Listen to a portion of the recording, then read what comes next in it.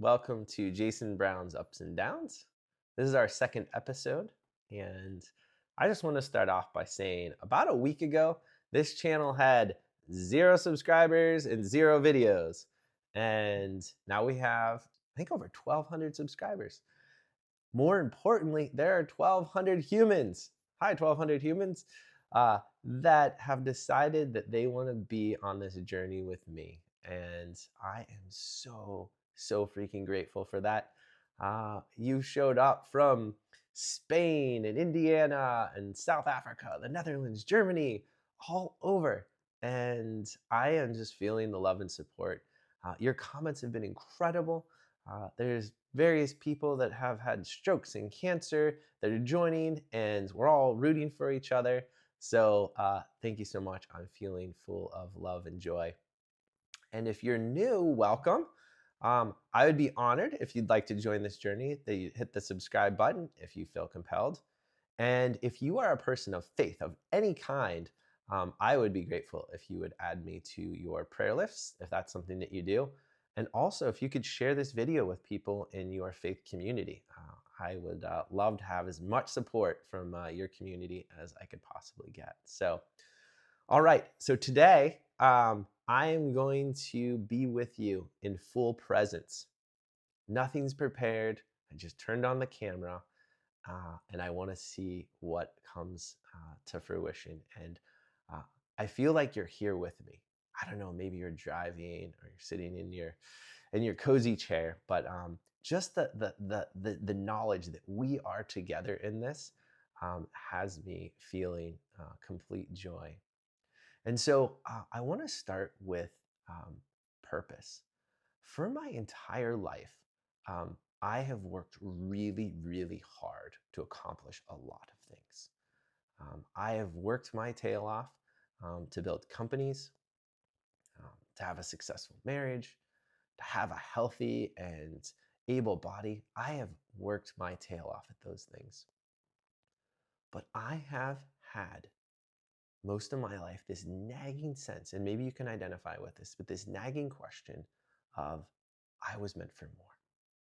Like, there's just something more for me.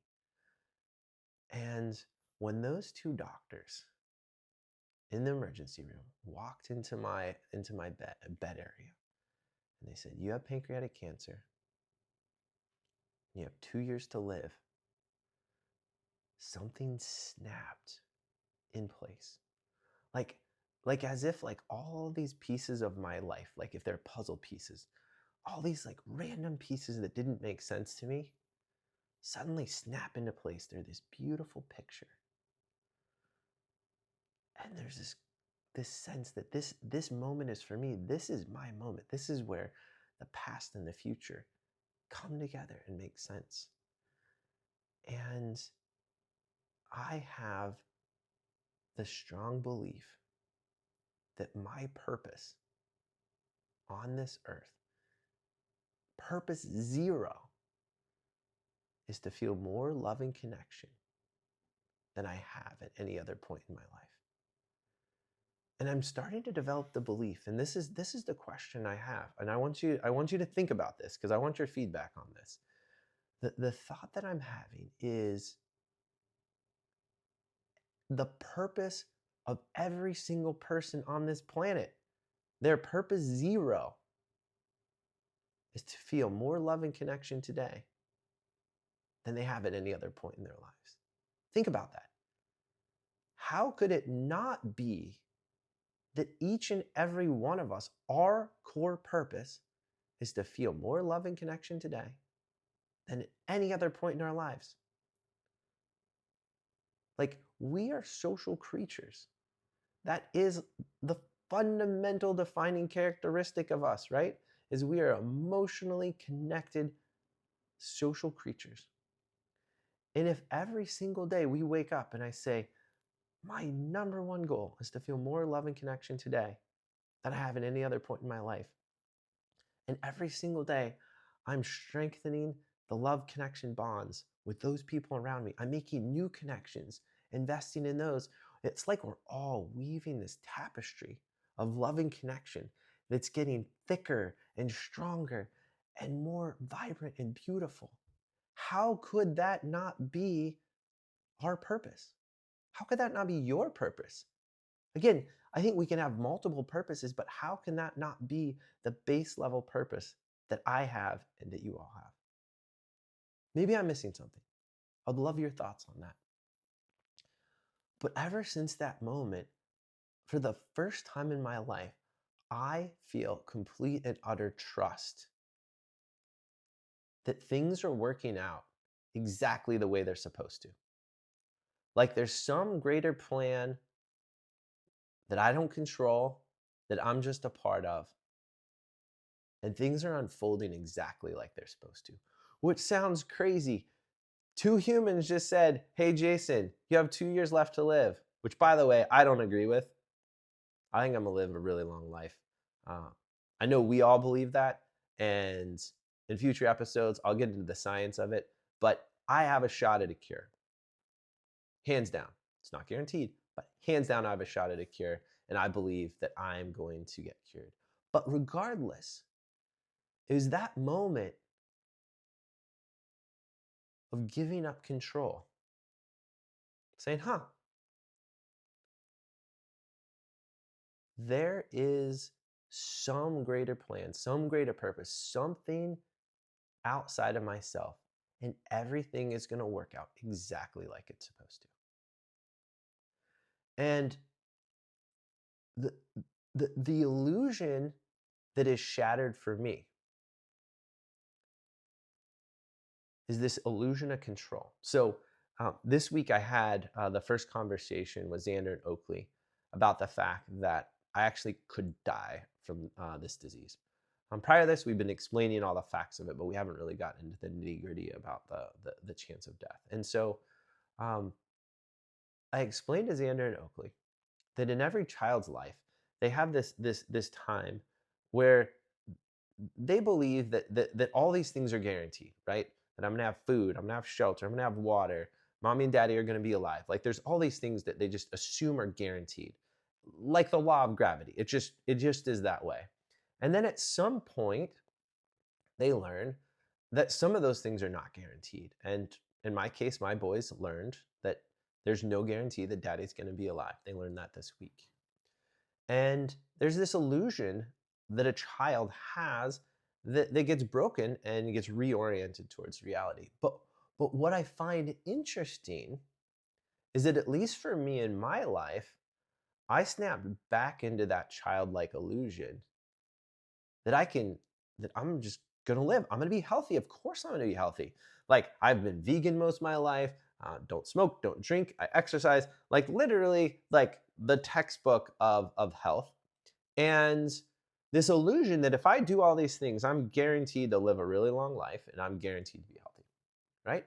And then like a child, it's like, whoa, that illusion gets broken. And the gift, here's the gift. The gift of not being able to control or have a money back guarantee on our health, on our life, the gift of that is it opens the door for gratitude. I can be grateful for the fact that I woke up this morning and I feel amazing. And like amazing meaning just regular. Like I'm not nauseous, I don't have diarrhea, I can walk around, I don't have a crushing headache. Like amazing as in normal. Prior to all this, I felt like I had this like guarantee that, of course, well, if I do these things, then obviously that's how I'm going to feel. And let's just focus on other things. But having the illusion destroyed, this illusion of control opens the door for me for gratitude. It opens the door for you for gratitude. Having the illusion that you're going to live a certain amount of time destroyed, you realize, you watching this, you might die before I do. You understand that? Sure, I have pancreatic cancer, but you could get run over by a car tomorrow. I hope not, but it could happen, right? You might have less time on this earth than me. So having this illusion that you or I are guaranteed any certain amount of life Yeah, it opens up the door for gratitude. So I just started re-listening to the audiobook of Eckhart Tolle's Power of Now. And he has this metaphor. The story is, there's this beggar. He's been sitting on this box on the same corner for 20 years, asking people for money. And so the stranger comes and he says, "Do you have?" And the beggar says, "Do you have any change?" And the stranger says, "I don't have anything to give you, but have you ever looked inside that box you're sitting on?" And the beggar says, "Why would I look inside the box? It's empty." And the stranger says, "Why don't you look inside the box?" So the beggar gets up, he opens up the box, he looks inside, and there's gold. And he realizes he's been sitting his entire life on the street corner, sitting on this box, begging when he was sitting on a box full of gold. I think that's every single one of us. When we're living in the illusion that we can control how long we live, that we can control how we poop, that we can control anything. That illusion that we're guaranteed to control those things closes the door to gratitude. And I just want to say, as a grown man who I I literally pooped myself in my bed last week. The illusion that you can control your sphincter can be broken very quickly when you go on chemo. Sure, we can control it most of the time, but now I feel deep gratitude for those days that I actually can. So to me, the the gift of having these illusions broken is it gives us the opportunity to look inside the box and to see how rich it is, how much I took for granted just waking up in the morning and feeling normal. Like as I sit right now and I just feel energy in my cells. Like I feel spring in my step. Like that's enough. That feels like I have it all. And being able to have this conversation, and hey, Xander and Oakley, I'm sure you're watching this, but be able to have this conversation together and to really look inside the box and be like, look, these are all the things we're grateful for because we're not guaranteed them. And being able to realize that the only thing that you can control, the only thing that I can control in this entire lifetime, guaranteed as long as we have consciousness, is where we focus our minds and our attention. You think about the most extreme scenario where you have locked in syndrome, right? You cannot control any muscle in your body, but you're still conscious. The only thing you can control is where you bring your attention. What thoughts am I focusing on? What sensations am I focusing on? That is the ultimate, only final thing that you would have left. So as I prepare, so my next chemo infusion is going to be on Monday, so in 2 days. So as I'm thinking about my next cycle, I know that I can focus my attention on anything. And so what I'm placing my attention on right now is these sensations of wholeness and fullness and energy in my body and feeling the gratitude for it. The love and connection I'm feeling with my boys and my family. My mom is here, my brother's here, Natanya. Feeling the love and connection to you right now watching. I know many of us have never met, but I feel it here. Like this idea that there is a stranger, somebody that I've never met in South Africa or Germany that is watching it, and we are having an experience together. Like I feel that love and connection right here. That's where my attention is. And I know that come Monday or Tuesday or Wednesday, I may or may not be able to control what happens with the things in my stomach or what happens with the things in my colon, right? There's no guarantees. But today, I can control those things. And I am placing my attention on the gratitude I feel that I can do that today. And it's a really profound state of being to have this kind of clarity, this kind of connection to what is. You know, Eckhart Tolle, in that first chapter, um, he talks about how the Buddha defined enlightenment just as the lack of suffering. He defined it in the negative. And a lot of people, it sounds like, I'm no expert in Buddhism whatsoever, but it sounds like a lot of Buddhists that believe that enlightenment was only for the Buddha. But according to Eckhart Tolle, it was just defined as the absence of suffering. And at least from my perspective, suffering comes from trying to control things that we can't control, which is literally everything. Again, coming back, the only thing we can control is where we place our attention. We can't control our kids. We can't control our jobs. I sure as heck can't control my startup. I worked for 9 years building a company to help people pay off their credit card debt.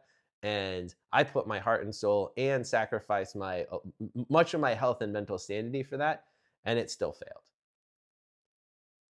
The only thing I can control is where I place my attention. And so from my perspective, I defined suffering as trying to control, period. It's the wanting to control. Observing my desire to control these things,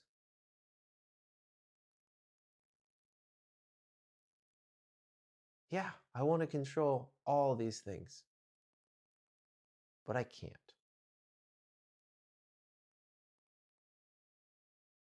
And then falling back into being. Like, I am here, I am alive, and I can place my attention on whatever I want, on whatever sensation, whatever thought. That's what I can control. There's nothing else I can do.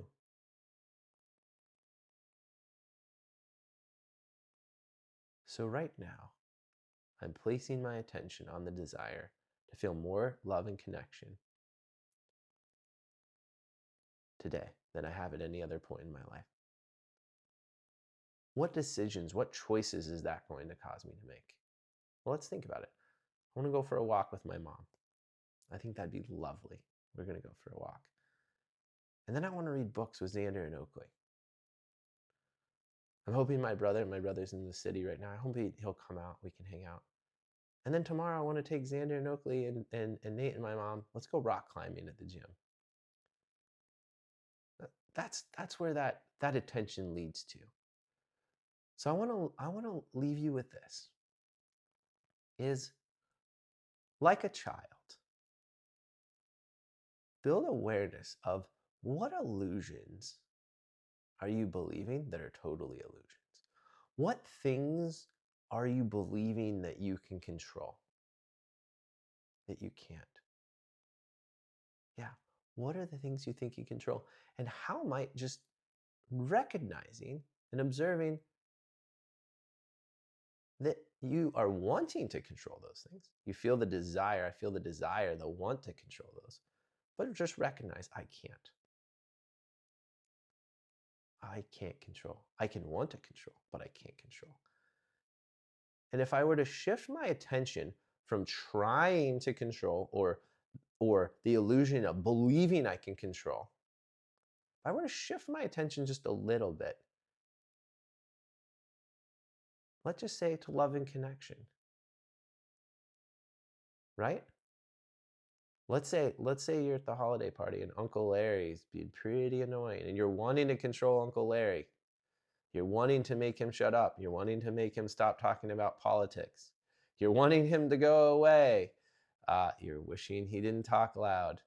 Um, you're wishing he didn't drink the last eggnog. Damn you, Larry. Whatever it is, you observe, I want to control Larry. That's okay. The wanting to control, there's no problem with that. But it's the believing I can or the trying to control Larry. That's the part that causes suffering. So I observed myself wanting to control Larry. And what would happen if I just shift my attention slightly here? Like, I'd like to experience love and connection right now. Just put your attention there. See what comes. See what presents itself. See what frequency, what things you hear or observe. See who you notice. Like, how is the world a little different? So what changes when I just shift my attention to, I want to feel more love and connection now than I did 10 minutes ago? What wants to happen? Give it a try. All right.